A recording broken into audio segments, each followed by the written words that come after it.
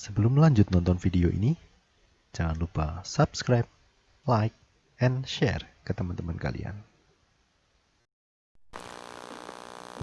Bismillahirrahmanirrahim. Assalamualaikum warahmatullahi wabarakatuh. Apa kabar anak-anak? Alhamdulillah, luar biasa, Allahu Akbar. Semoga kita selalu sehat dan tetap semangat. Dan semoga krisis pandemi COVID-19 segera usai dan kita bisa kembali belajar di sekolah, bertatap muka, berjumpa dengan teman-teman, bisa belajar bersama, bermain bersama, dan melakukan aktivitas yang lainnya di sekolah. Tentunya kita kangen dengan suasana sekolah. Baik anak-anak, kembali kita melanjutkan pembelajaran tema, yaitu tema 4 5D, sehat itu penting. Subtema 1, pembelajaran 3 dan 4. Pada pembelajaran ini nanti kita akan belajar tentang beberapa hal, di antaranya yaitu makna hak dan kewajiban. Kemudian yang kedua tentang interaksi sosial di dalam masyarakat. Kemudian yang ketiga yaitu tentang pantun. Baik, mari kita awali dengan bersama-sama membaca basmalah. Bismillahirrahmanirrahim. Anak-anak, yang pertama tentang makna hak dan kewajiban. Ini adalah dua kata yang saling berkaitan dan sepertinya tidak bisa dipisahkan, yaitu hak dan kewajiban. Contoh pelaksanaan hak dan kewajiban. Misalnya anak-anak, atau tentunya kita pernah naik angkot ya. Ketika naik angkot, maka kita memiliki hak. Apa hak kita? Diantarkan dari satu tempat ke tempat yang lain. Ini hak kita. Dan kita punya kewajiban, yaitu membayar ongkos angkot tersebut. Hak dan kewajiban. Contoh yang lain misalnya tatkala kita membeli sesuatu, katakanlah membeli roti, maka kita berhak untuk mendapatkan roti dan kita wajib memiliki kewajiban, yaitu apa? Wajib membayar harga roti itu. Ya. Hak dan kewajiban saling berkaitan. Contoh yang lain misalnya seorang karyawan yang bekerja, maka karyawan itu memiliki kewajiban untuk bekerja sesuai dengan kesepakatan apa yang harus dia laksanakan, apa yang harus dia kerjakan. Nah, dia juga memiliki hak. Itu apa? Haknya adalah mendapatkan gaji. Nah, anak-anak, ini hak dan kewajiban yang saling berkaitan. Jika salah satu diabaikan, maka akan terjadi sesuatu yang tidak diinginkan.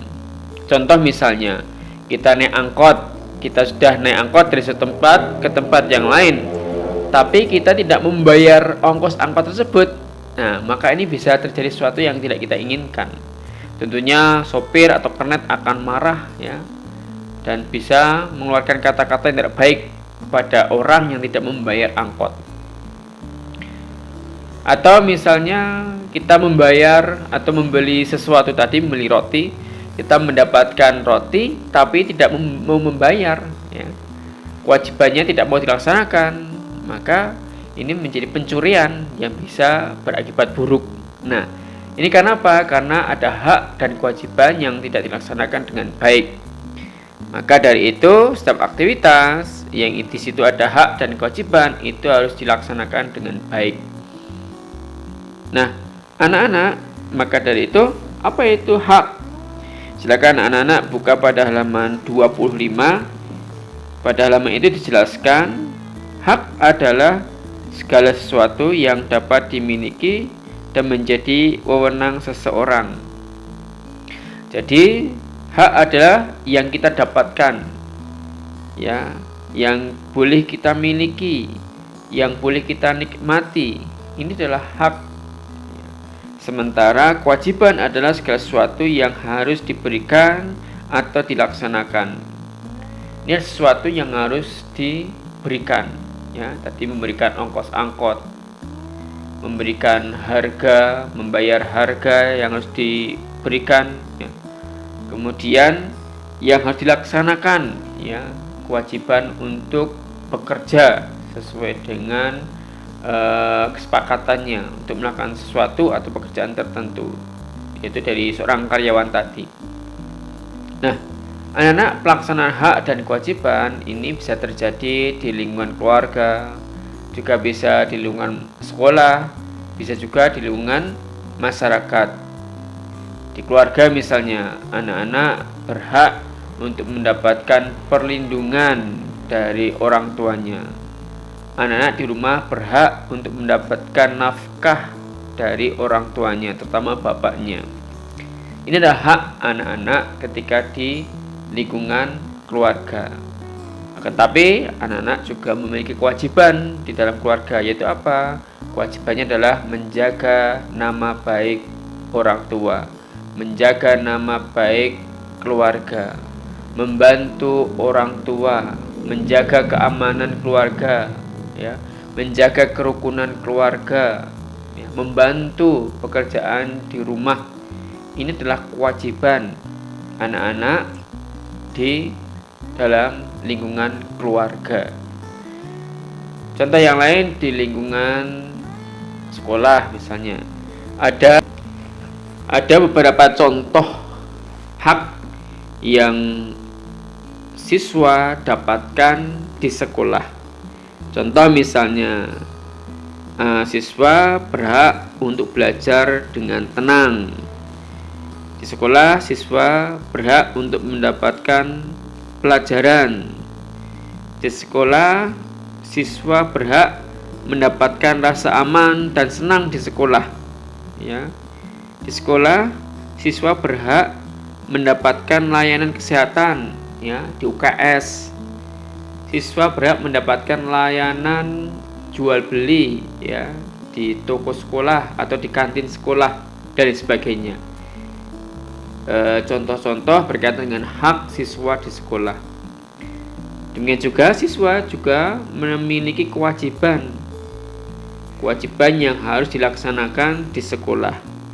Contoh misalnya, siswa wajib memakai seragam sesuai jadwal. Siswa wajib mengikuti upacara bendera pada hari Senin. Siswa wajib mengikuti senam pada Jumat sehat, ya, dan juga jalan santai. Siswa wajib untuk bertutur kata, berbuat yang sopan terhadap guru dan karyawan sekolah, juga pada teman-temannya di sekolah. Siswa wajib membawa buku pelajaran sesuai jadwal, ya. Siswa wajib menjaga kebersihan sekolah. Siswa wajib menjaga keamanan dan kerukunan di sekolah. Ini adalah beberapa contoh kewajiban siswa ketika berada di lingkungan sekolah. Nah, ini kemudian di lingkungan masyarakat ada hak dan kewajiban. Contoh misalnya, hak ketika berada di lingkungan masyarakat, kita berhak untuk mendapatkan rasa aman. Kita berhak untuk berkumpul, juga berpendapat di tengah-tengah masyarakat.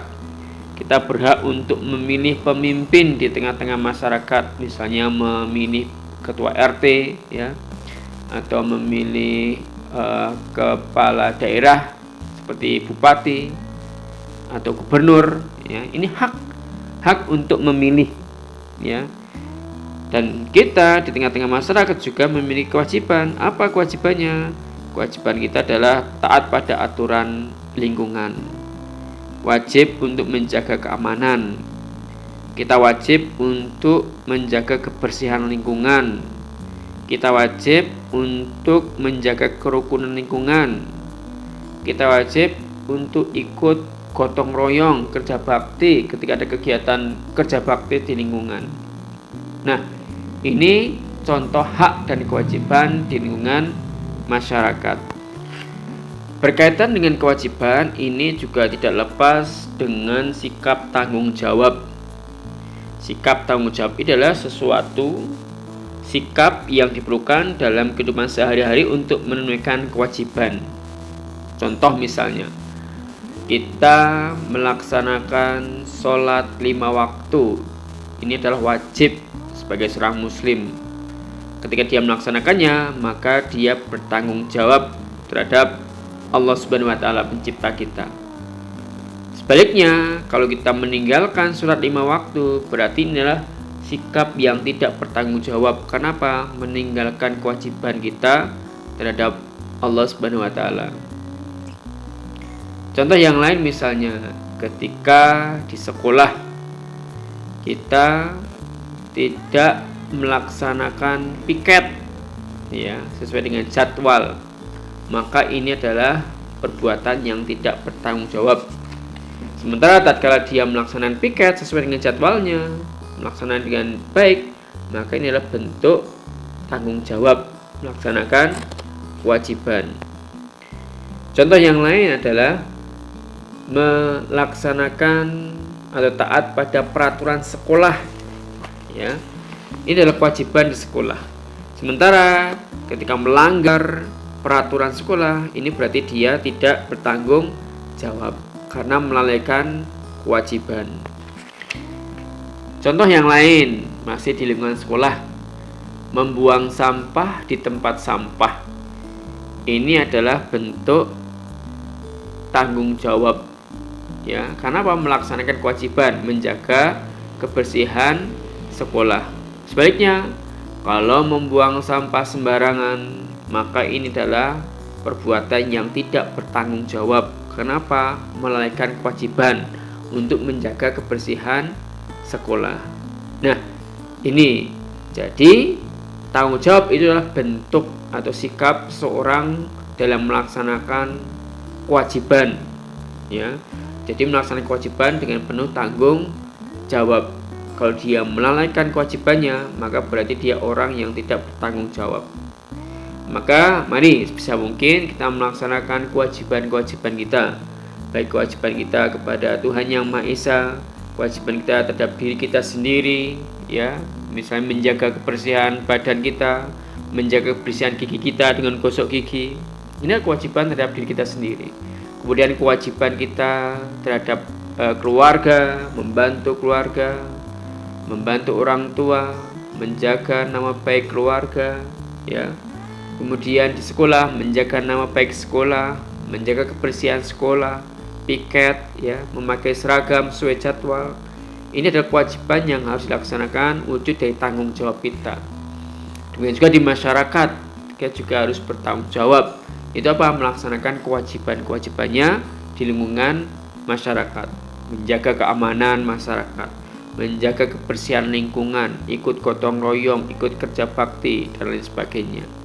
Nah, maka itu setiap melaksanakan kewajiban, maka ini adalah bentuk tanggung jawab kita. Nah, berikutnya anak-anak, kita adalah makhluk sosial, di mana makhluk sosial itu adalah makhluk yang tidak bisa hidup sendiri, selalu membutuhkan bantuan orang lain, membutuhkan yang lainnya.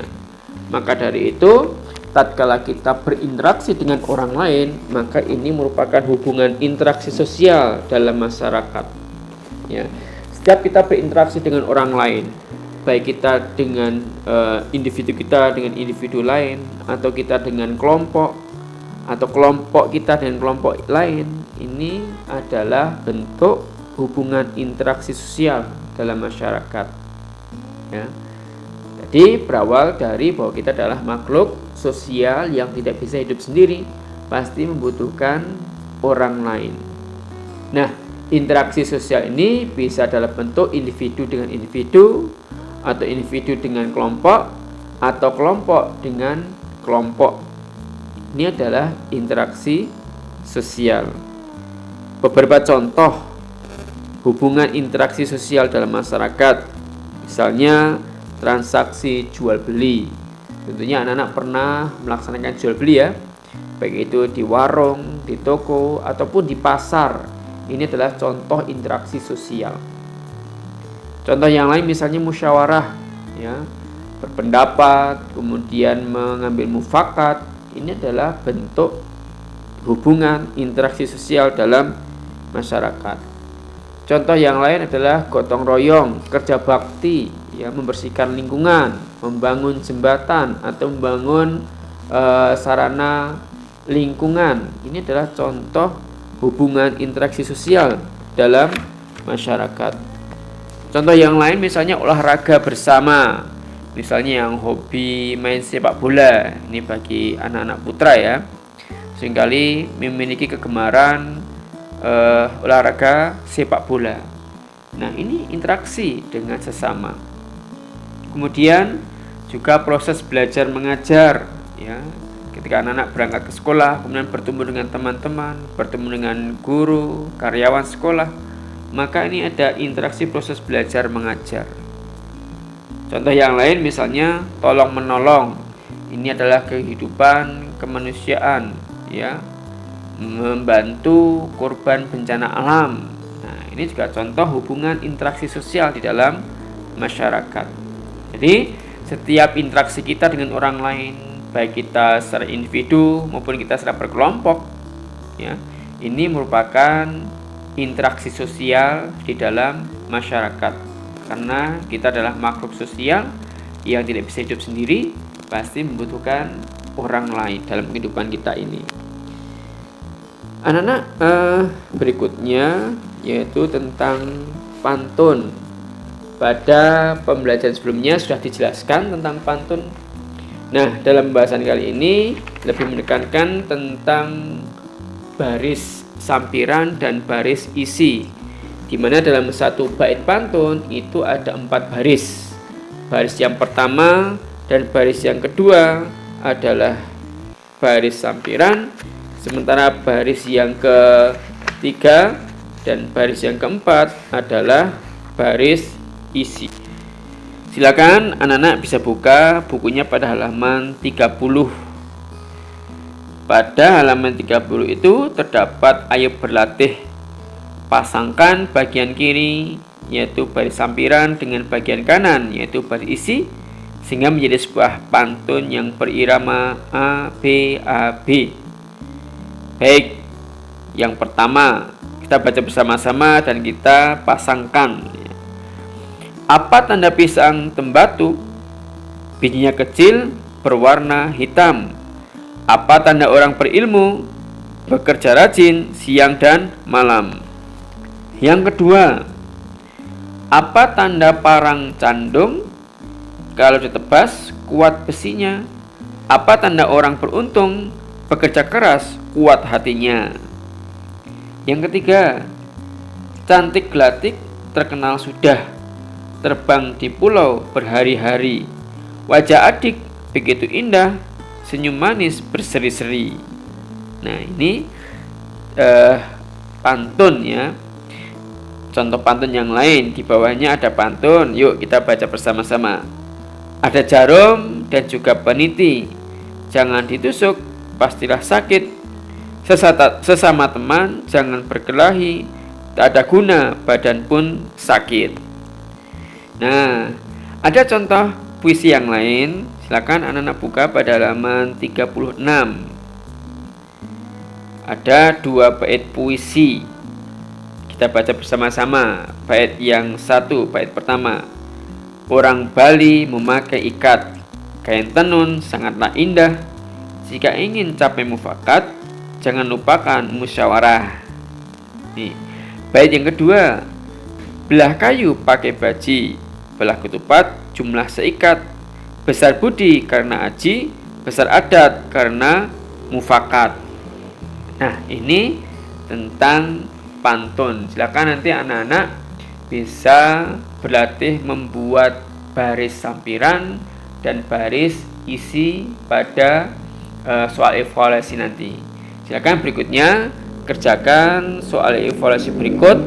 Dan dari Pak Uy cukup sekian, semoga bisa bermanfaat, selalu semangat ya. Dan kita akhiri bersama-sama dengan membaca hamdalah. Alhamdulillahirabbil alamin. Terima kasih. Assalamualaikum warahmatullahi wabarakatuh.